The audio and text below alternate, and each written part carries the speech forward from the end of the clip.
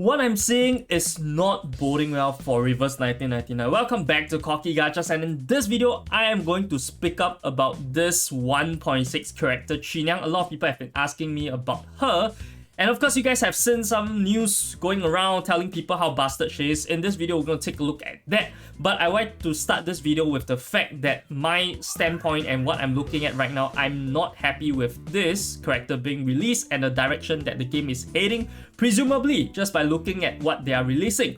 So I'm going to talk about that as well throughout the video. But first up, let's go into the calcs, right? Of course, all talk is nothing without the calcs. And over here, you can see this is a calculation by our local calc god, Feng Yan. And of course, I also did my due diligence to check whether I fully understand what he's calculating and what are the assumptions that are made in this test, because oftentimes, right, they will make certain assumptions that might make it look like some characters are stronger than they are. But in this case of Qu Niang, I have entirely deciphered everything, right? And it seems to me that she is beyond broken. Okay, so this is just my first take at this. But of course, we also have to take a look at her skills first to understand why she is so freaking OP. And here I've translated this into English. Of course, this is not the full one. I've read everything in Chinese to make sure that I got it correct.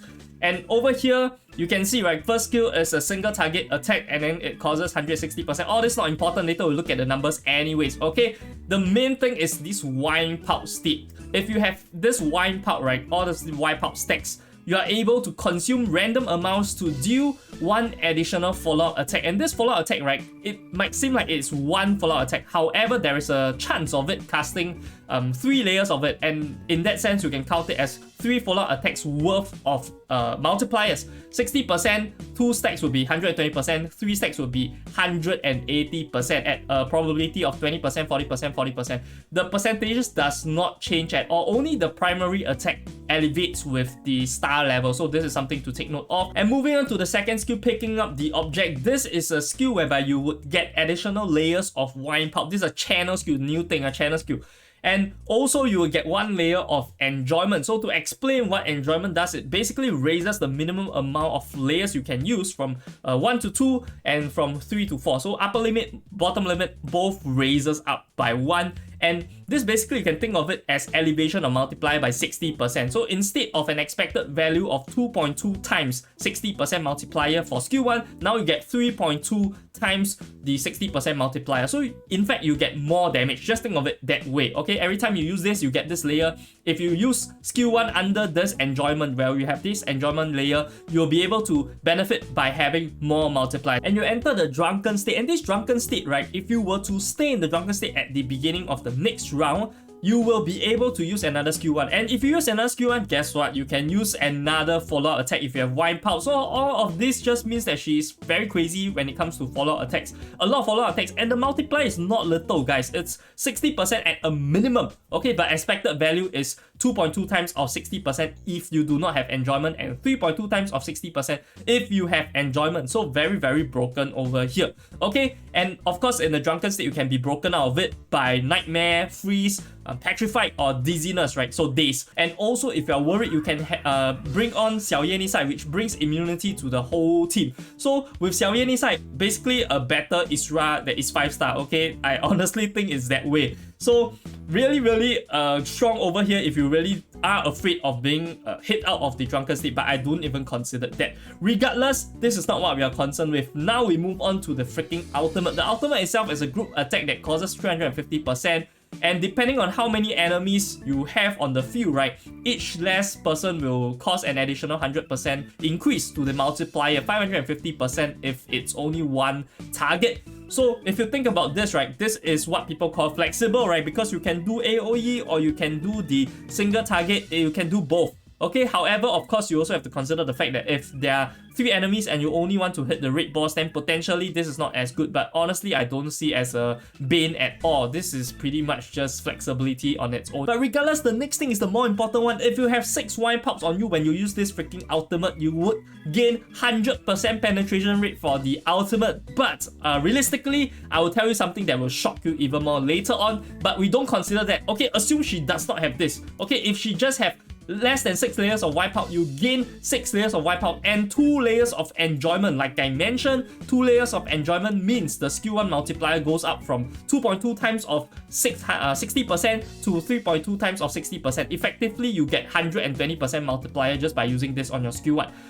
Very strong. Okay, we don't even consider the penetration rate. I'll tell you guys why later, and you guys might be shocked, whatever that is. Next, we move on to the insight. Over here is just nonsense, right? Just gaining wipeout so that you are able to have additional follow-up attacks. You have all the ammo, right? Wipeout is her ammo to do follow-up attacks. Now for her I3, if you're in the wipeout state, you'll randomly grant yourself one of these effects in the buff set. And over here you can see, right, damage reduction, damage recovery, spell power, which is incantation might, as well as ritual power ultimate might. So all of these are useful, and you will give priority same as 6, right, to the ones that you do not have. If you already have 6 to provide you some of this, right, higher chance of you getting incantation might and ultimate might, which is very strong. So straight up DPS increase. I think the average that is used in this test was 10%, if I am not wrong. So over here you can see, right, Feng Yan also gives some of the performance indicators for the I3, and also you can see the coverage rate of the buff set is 50%, hence that's why he used the 10% like I mentioned.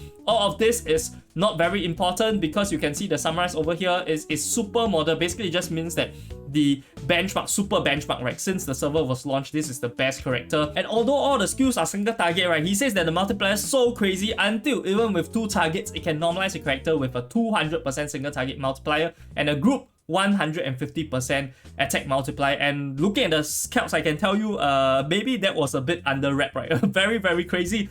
First target of the ultimate move significantly exceeds the average. Okay, I understand, Feng Yan, you don't need to tell me. I know she exceeds everything, right? Third target also exceeds everything.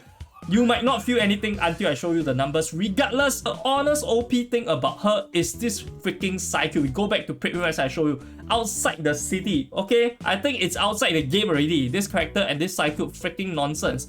Over here, you can see, give you 16% crit rate at level 60, but that's not the most important thing. It is the freaking crit damage. Guys, look at this. Level 5, you will gain 5% of the crit damage per stack up to 10 times every time you use a follow-up attack, and she stacks so freaking fast. Okay, I'll go back to show you 50% crit damage as well as 10 stacks. After that, you gain an additional 12% crit rate, so 28% crit rate just from this cycle plus 50% crit damage after some time. And how long is the sometime, you might ask? This calculation by Feng Yan also covers this loop analysis. Look at this, right? Over here, you can see when she gets the 50%. More than halfway through of the second rotation. This is the first rotation. Until the second rotation, before she casts a second ultimate, she will already gain 50% crit damage. Okay, this freaking cycle is also one of the reasons why this stupid character is so busted.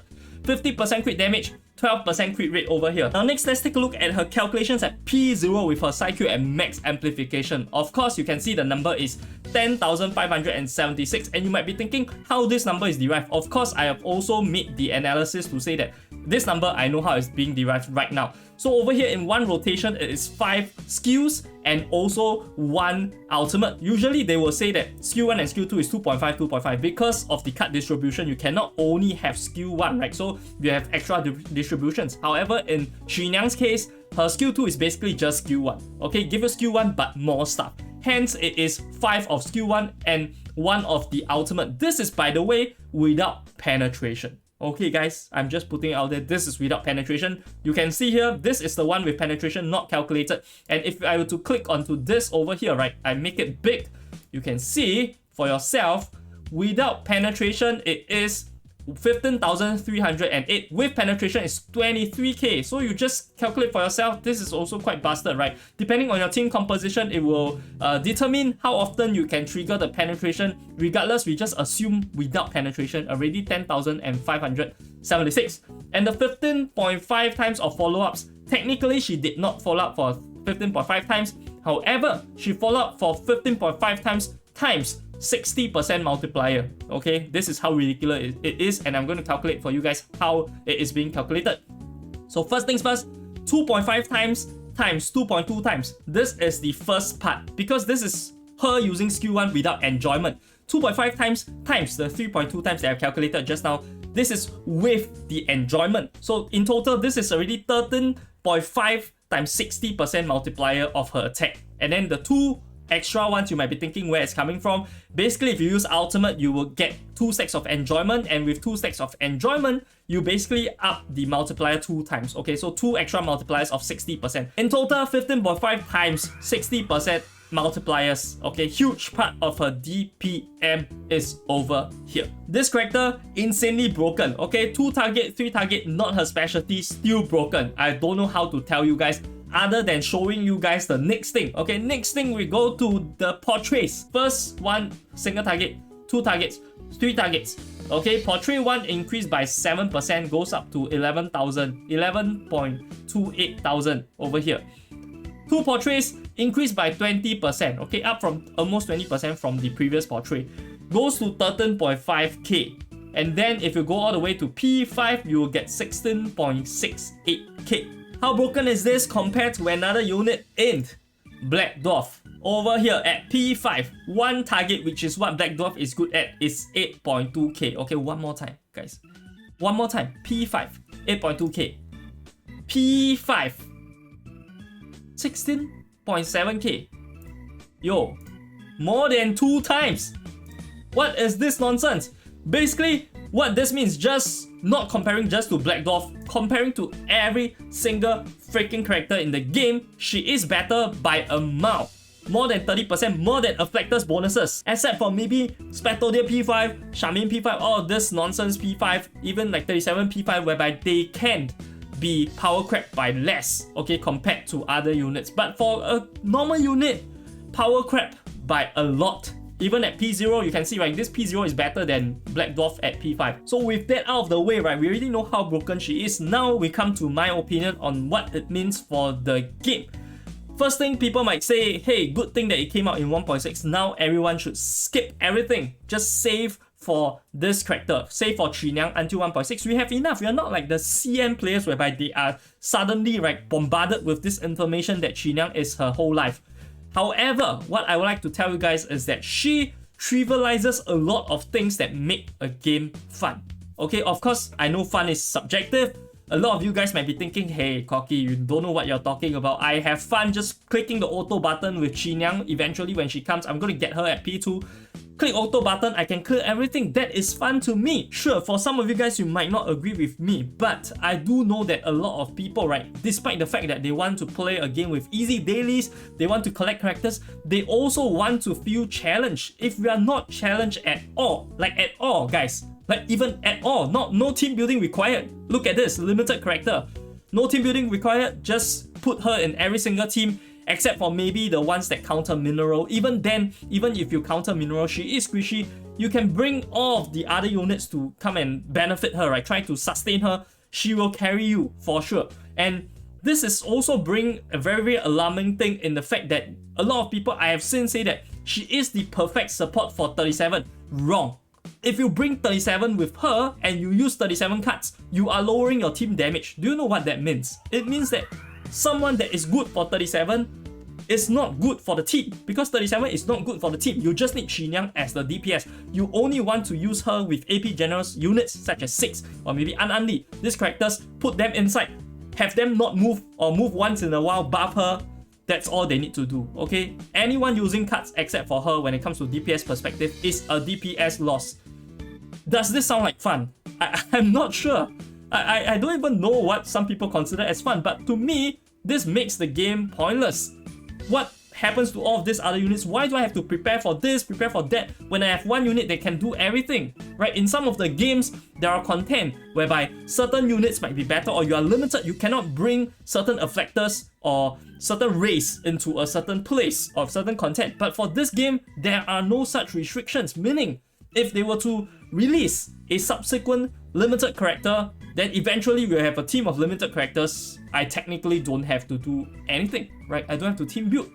Even with her alone, and you put in TF. TF is like a lesser version of Qu Niang, whereby TF is very good in a lot of teams, but Qu Niang is beyond that point, because TF is just a support. She's a healer. She cannot affect a lot of the DPS requirements, especially when it comes to raid.